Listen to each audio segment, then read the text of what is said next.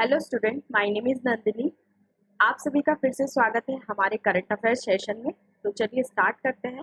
पहली जो न्यूज़ है वो निशी जनजाति, निशी ट्राइब से संबंधित है। ठीक है, तो पहले जानते हैं कि ये न्यूज़ में क्यों है। ठीक है, तो जो निशी जनजाति की एक महिला है जिनका नाम है काबाक बानो, एक महिला है काबाक बानो। ये अरुणाचल प्रदेश की 5वीं और निशी जनजाति की पहली महिला हैं जिन्होंने माउंट एवरेस्ट पर चढ़ाई की। ठीक है, माउंट एवरेस्ट चढ़ने वाली निशी जनजाति की पहली महिला है, इसलिए ये जनजाति अभी न्यूज़ में है। तो कुछ और इम्पोर्टेंट चीज़ें जान लेते हैं हम निशी जनजाति के बारे में। ठीक है, निशी जनजाति जो है, जो निशी शब्द है, इसका अर्थ है, इसका नामकरण न्यायशी कैसे हुआ, नाम न्यायशी कैसे पड़ा। तो इसमें जो न्यायशी शब्द है इसका मतलब होता है एक आदमी, और जो शी का अर्थ है उसका मतलब होता है एक प्राणी, और दोनों ही मिलकर एक अर्थ निकलता है जो है सभ्य आदमी। का मतलब होता है सभ्य आदमी, मतलब एक सिविलाइज्ड ह्यूमन इसका अर्थ होता है। ठीक है, तो निशी जनजाति के द्वारा जो भाषा का उपयोग किया जाता है वो है नी जनजाति का उपयोग किया जाता है, और ये नी भाषा का उपयोग किया जाता है निशी जनजाति के द्वारा। और जो निशी जनजाति की भाषा है ये चीन तिब्बत परिवार की भाषा से संबंधित है ना। इससे संबंधित बहुत भी विवाद है कि इसकी उत्पत्ति कैसे हुई है इस भाषा की। ठीक है, लेकिन इसे मुख्यतः चीन तिब्बत परिवार की भाषा माना जाता है। ठीक है, तो इसके संबंध में अगर हम भौगोलिक वितरण इस जनजाति का देखें तो अरुणाचल प्रदेश के 8 जिले, जिसमें पूर्वी कासेंग, पक्के साकेंग, पामुंग पारे, लोअर सुबनसिरी, अपर सुबनसिरी ये प्रमुख हैं। इसके अलावा असम के कुछ जिले हैं जैसे तनितपुर और लखीमपुर में भी ये जनजाति देखने को मिलती है। केवल अरुणाचल प्रदेश में इस जनजाति की संख्या लगभग 3 लाख है। ये 2011 की जनगणना के अनुसार इसकी जनसंख्या अरुणाचल प्रदेश में 3 लाख के करीब है। ठीक है, अब जानते हैं कि ये लोग जीवन यापन अपना कैसे करते हैं। तो जीवन यापन के लिए स्लैश एंड बर्न कृषि का उपयोग करते हैं, है ना। शिकार और मछली पकड़ने आदि से अपना जीवन यापन करते हैं। स्लैश एंड बर्न कृषि क्या होती है, जो इसको झूम कृषि भी बोला जाता है। झूम कृषि जिसका अर्थ होता है जो वन होते हैं, वनों को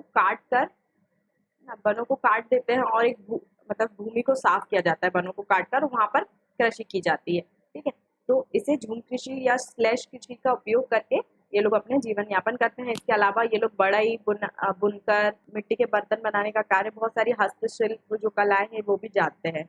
अब इनके धर्म की बात करें तो 2011 की जनगणना के अनुसार लगभग 31% जो जनजाति है ना, इस जनजाति के 31% जो लोग हैं वो ईसाई धर्म फॉलो करते हैं, और 29% जो लोग हैं वो हिंदू धर्म को फॉलो करते हैं, और जो शेष बचे वो डोनी पोलो धर्म को फॉलो करते हैं। डोनी पोलो जो धर्म है जीववाद और ओझावाद इस पर आधारित है।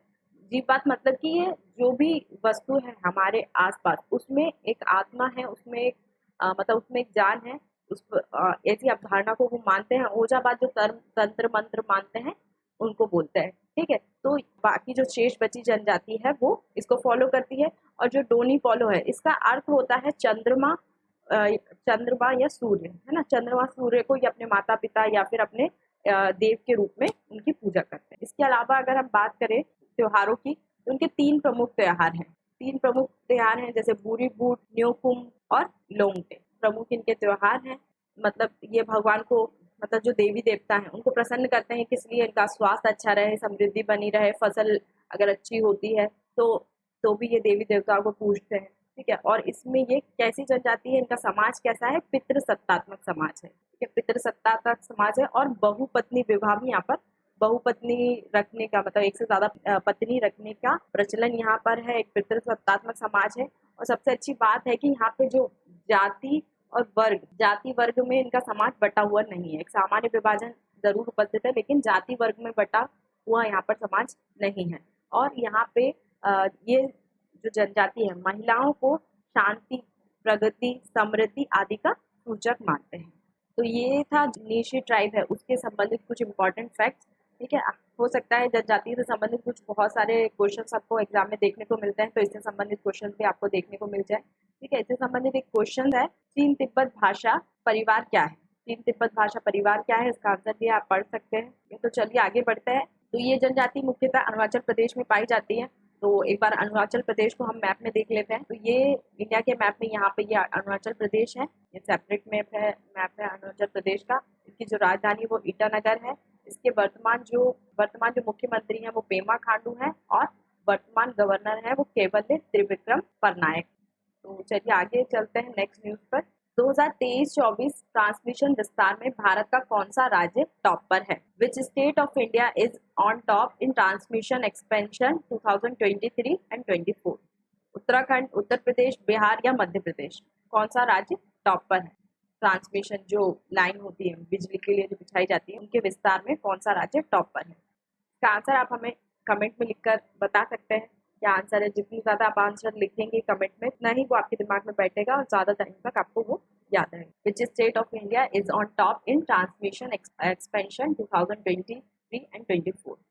चलिए इसका आंसर जानते हैं। इसका आंसर है ऑप्शन बी, उत्तर प्रदेश। उत्तर प्रदेश 2023-24 में भी सबसे अधिक ट्रांसमिशन लाइन बिछाने वाला राज्य है और इससे पहले वाले जो वर्ष में 2022-23 में इसके द्वारा ही सबसे ज़्यादा ट्रांसमिशन लाइन बिछाई गई।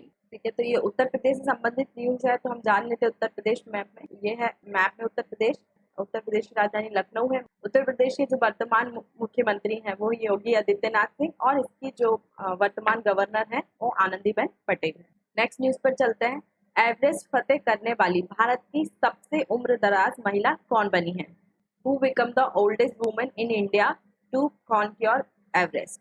Option A Bachendri Pal, option B Anshu Jamsenpa, option C Tashi या ऑप्शन डी ज्योति रात्रे?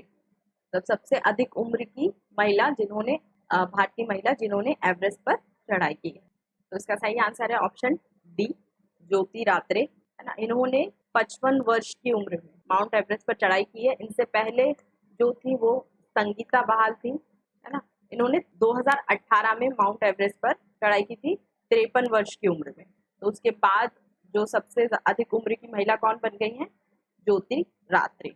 यह इमेज में ज्योति रात्रे ये मध्य प्रदेश राज्य की है, मध्य प्रदेश राज्य की निवासी हैं। इनसे पहले संगीता बहल ने 2018 में माउंट एवरेस्ट पर चढ़ाई की थी। ये मध्य प्रदेश से संबंधित है। तो मध्य प्रदेश से के बारे में जान लेते हैं कुछ। मध्य प्रदेश की जो राजधानी है भोपाल है। इसके जो वर्तमान सीएम है वो मोहन यादव है और मंगूभाई पटेल इसके वर्तमान गवर्नर है। नेक्स्ट न्यूज पर चलते हैं। आईसीसी पुरुष T20 विश्व कप 2024 के ब्रांड एम्बेसडर या राजदूत किसे घोषित किया गया है? Who was the announced as the ambassador of ICC Men's T20 World Cup 2024? Virat Kohli, Ricky Ponting, Shahid Afridi या कुमार संगकारा? विराट कोहली, रिकी पॉन्टिंग, शाहिद अफरीदी, कुमार संगकारा किसे आईसीसी T20 वर्ल्ड कप 2024 के लिए एम्बेसडर चुना गया है? तो इसका सही आंसर है ऑप्शन सी, शाहिद अफरीदी। ये पाकिस्तान के खिलाड़ी हैं शाहिद अफरीदी, इसका सही आंसर है। अंतर्राष्ट्रीय क्रिकेट परिषद इंटरनेशनल क्रिकेट काउंसिल ने पाकिस्तान के पूर्व कप्तान शाहिद अफरीदी को आगामी आईसीसी पुरुष T20 विश्व कप के लिए एम्बेसडर घोषित किया है जून 2024 के लिए, और ये जून 2024 में वेस्ट इंडीज और यूएसए में खेला जाएगा। नेक्स्ट न्यूज पर चलते हैं। भारत की रुपए सेवा शुरू करने के लिए कौन सा देश तैयार है? मतलब किस देश ने भारत की रुपए जो सेवा है रुपए उस सेवा को शुरू करने की तैयारी कर ली है? Which country is ready to launch India's RuPay service? Nepal, Afghanistan, Bhutan या Maldives? Option A Nepal, option B Afghanistan, option C Bhutan या option D Maldives? Which country is ready to launch India's RuPay service? चलिए इसका सही आंसर जान लेते हैं। इसका सही आंसर है ऑप्शन डी मालदीव।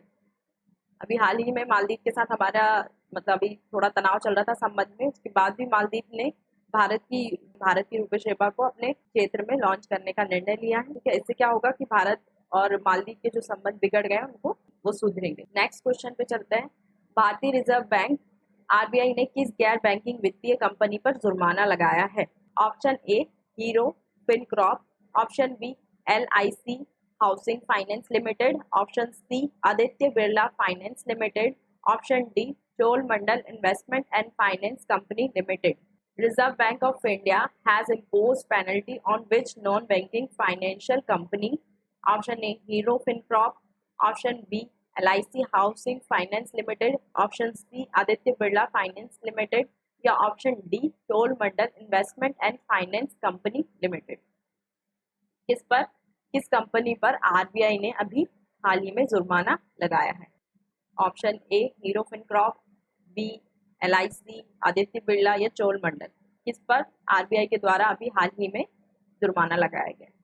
चलिए इसका सही आंसर जान लेते हैं। इसका सही आंसर है ऑप्शन ए हीरो फिनकॉर्प। ठीक है, नेक्स्ट जो न्यूज है वो एनएचपीसी से संबंधित है। एनएचपीसी को the Economic Times HR world future ready organisation award 2024-25 से अभी सम्मानित किया गया है। ठीक है, तो ये क्यों दिया गया है? मानव संसाधन के लिए कार्य करने के लिए, कार्यबल को जुटाने के लिए, जो ह्यूमन रिसोर्स होती हैं, मानव संसाधन को जुटाने के लिए, उससे संबंधित रणनीति बनाने के लिए उनको इस अवार्ड से सम्मानित किया गया है। नेक्स्ट जो न्यूज़ है वो विश्व बैंक की एक रिपोर्ट से संबंधित है। जिसका नाम है साझा समृद्धि के लिए पानी या साझा समृद्धि के लिए जल। ये 10वें जल विश्व मंच पर इस रिपोर्ट को पेश किया गया है विश्व बैंक के द्वारा। ये क्यों पेश किया गया है? क्योंकि अभी जलवायु परिवर्तन के कारण बहुत मतलब पृथ्वी पे बहुत सारी ऐसी जगहें हैं जहाँ पर पीने का पानी उपलब्ध नहीं है। मतलब पानी से संबंधित जो भी पानी की उपलब्धता से संबंधित बहुत सारी असमानताएं, कहीं पर पानी है, कहीं पर नहीं है, कहीं पर सूखा है, कहीं पर बहुत ज़्यादा बारिश हो रही है। तो ये बहुत सारी असमानताओं को ये रिपोर्ट दर्शाती है और कैसे भविष्य में समाज के विकास में ये अवरुद्ध हो सकती है और कैसे इस समस्या से निपटा जा सकता है ना, क्या रणनीति बनाकर हम पानी की समस्या को दूर कर सकते हैं, इस पर ये रिपोर्ट विश्व बैंक के द्वारा पेश की गई है। तो अब बारी है हमारे क्विज की। ये जो क्विज है जो इससे पहले करंट अफेयर है उससे संबंधित है, ताकि हमारा रिवीजन साथ में चलता जाए और नए नए जो करंट अफेयर है वो भी हम साथ में कवर करते जाएं। तो चलिए स्टार्ट करते हैं। पहला क्वेश्चन है, किस देश को महिला विश्व कप 2027 का मेजबान घोषित किया गया है? Option A Brazil, option B Bharat, option C Australia या ऑप्शन डी दक्षिण Africa. Which country was declared the host of the Women's World Cup 2027? Option A Brazil, option B India, option C Australia या option D South Africa. ये मैं आपको दूसरी या तीसरी बार बता रही हूँ, है ना। ये क्वेश्चंस ये हम 2-3 बार पढ़ चुके हैं क्लास में। किस कंट्री को वुमेन्स वर्ल्ड कप 2022 के लिए मेजबान चुना गया है। ठीक है, तो आई होप इसका आंसर आप कमेंट में दे पाएंगे। आप कमेंट में आंसर दीजिए ताकि आपको ज़्यादा से ज़्यादा ये क्वेश्चंस के आंसर याद हैं। चलिए इसका सही आंसर जानते हैं। इसका सही आंसर है option A Brazil. Women's World Cup 2027 के मेज़बान के रूप में चुना गया है। ब्राज़ील को फीफा कांग्रेस में 2027 के महिला विश्व कप मेज़बान के लिए मेज़बान घोषित किया गया है। नेक्स्ट क्वेश्चन पे चलते हैं। NOAA द्वारा हाल ही में जारी एक रिपोर्ट के अनुसार पिछले वर्ष में दुनिया की कितनी मूंगा चट्टानें ब्लीच हुई हैं? ये भी हम पढ़ चुके हैं। Option A 55%, option B 60%, option C 70% या option D 80%। According to a recent report released by NOAA, how much of the world coral reef have bleached in the past year? Option A 55%, option B 60%, option C 70% या option D 80%। तो चलिए इसका सही answer जानते हैं। इसका सही answer है ऑप्शन बी 7% जो मूंगा चट्टानें हैं वो ब्लीच हो चुकी हैं, है ना। ब्लीच हो गई मतलब ये घटना है मूंगा ब्लीचिंग, जिससे क्या होता है कि जो मूंगा चट्टानों में रहने वाली जो भी स्पीसीज है, प्रजाति है, उनको नुकसान पहुंचता है और जैव विविधता प्रभावित होती है। नेक्स्ट क्वेश्चन, हाल ही में आपराधिक न्याय प्रणाली प्रशासन में भारत का प्रगतिशील पद सम्मेलन कहाँ आयोजित किया गया है? Option A Chennai, option B Nai Delhi, option C Guwahati या option D Bhopal. Recently where was the India's progressive path in the administration of criminal justice system conference held? Option A Chennai, B New Delhi, option C Guwahati या ऑप्शन डी भोपाल। चलिए इसका सही answer जानते हैं। इसका सही answer है ऑप्शन सी गुवाहाटी। केंद्रीय कानून एवं न्याय मंत्रालय ने असम सरकार के साथ मिलकर भारत आपराधिक न्याय प्रणाली में हाल ही में बदलाव करने के लिए, जो आपराधिक प्रणाली है भारत की, उसमें बदलाव करने के लिए, है ना, ये कॉन्फ्रेंस रखी थी। कब रखी गई थी? 18 से 19 मई 2024 को गुवाहाटी में रखी गई थी। इसका नाम था भारत का प्रगतिशील पथ। इसमें 3 जो कानून है ना, उसमें बदलाव पर चर्चा की गई। कौन कौन से कानून हैं? भारतीय न्याय संहिता, भारतीय नागरिक सुरक्षा संहिता और भारतीय साक्ष्य अधिनियम। इन कानूनों में बदलाव पर चर्चा की गई और इनमें बदलाव क्यों किया गया, क्योंकि ये कानून जो है ब्रिटिश काल से चलते आ रहे हैं, इसलिए इनमें बदलाव की आवश्यकता महसूस की गई और इन कानूनों को, जो नए कानून हैं इनसे संबंधित, वो 1 जुलाई 2024 से लागू किए जाएंगे। नेक्स्ट क्वेश्चन पे चलते हैं। हाल ही में अंतरराष्ट्रीय वित्त निगम ने ग्रामीण क्षेत्रों में महिलाओं को सूक्ष्म ऋण प्रदान करने के लिए किस बैंक को $500 मिलियन का ऋण प्रदान किया है? Option A HDFC bank, option B Axis bank, option ICICI bank या option D UCO bank. Recently, the International Finance Corporation has provided 500 million loan to which bank for providing micro loans to women in rural areas? Option A HDFC Bank, Option B Axis Bank, Option C ICICI Bank या option D UCO bank. चलिए इसका सही answer जानते हैं। इसका सही answer है option A HDFC bank. HDFC bank को 500 मिलियन का जो लोन दिया गया है, क्यों दिया गया है? जो स्व सहायता समूह होते हैं, है ना, महिलाओं के स्व सहायता समूह होते हैं जो मिलकर एक किसी बिजनेस को डेवलप करना चाहती हैं, अगर महिलाएं, है ना, उनको अगर लोन चाहिए तो उसके लिए वो HDFC में अप्रोच कर सकती हैं और HDFC को इसके लिए जो इंटरनेशनल फाइनेंस कॉर्पोरेशन है उसके द्वारा 500 मिलियन का लोन प्रदान किया गया है। नेक्स्ट क्वेश्चन पे चलते हैं। हाल ही में खबरों में रहा डायना स्फीयर क्या है? एक नया अंतरिक्ष दूरबीन है, ऑप्शन ए एक नया अंतरिक्ष दूरबीन है, ऑप्शन बी किसी तारीखी ऊर्जा का उपयोग करने के लिए एक काल्पनिक इंजीनियरिंग परियोजना है, या ऑप्शन सी सौर ऊर्जा से संचालित उपग्रह का एक बेड़ा है, या ऑप्शन डी एक ब्लैक होल सिद्धांत है। What is Dyna's sphere recently seen in the news? A space telescope, a hypothetical engineering project to harness the star energy, a fleet of solar power satellites, a black hole theory. चलिए इसका सही answer जानते हैं। इसका सही answer है option B किसी तारीखी ऊर्जा का उपयोग करने के लिए एक काल्पनिक इंजीनियरिंग परियोजना है। तो उसका सही आंसर है ऑप्शन बी तारीखी ऊर्जा का दोहन करने के लिए एक काल्पनिक इंजीनियरिंग परियोजना है, जिसमें कौन कौन से देश शामिल हैं? स्वीडन, भारत, अमेरिका और यूके। इन चारों देशों की एक संयुक्त परियोजना है जो क्या करेगी? तारीखी ऊर्जा का दोहन करने के लिए काल्पनिक इंजीनियरिंग का निर्माण करेगी, विकास करेगी। तो आज की क्लास में इतना ही। अगर इससे संबंधित कोई डाउट है तो आप हमें कमेंट में लिखकर भेज सकते हैं, और अगर आपको ये क्लास अच्छी लगी है तो आप हमारे चैनल को फॉलो कर सकते हैं, हमारे चैनल को सब्सक्राइब कर सकते हैं। इससे संबंधित नोट्स के लिए आप हमारे टेलीग्राम ग्रुप या व्हाट्सएप ग्रुप से जुड़ सकते हैं।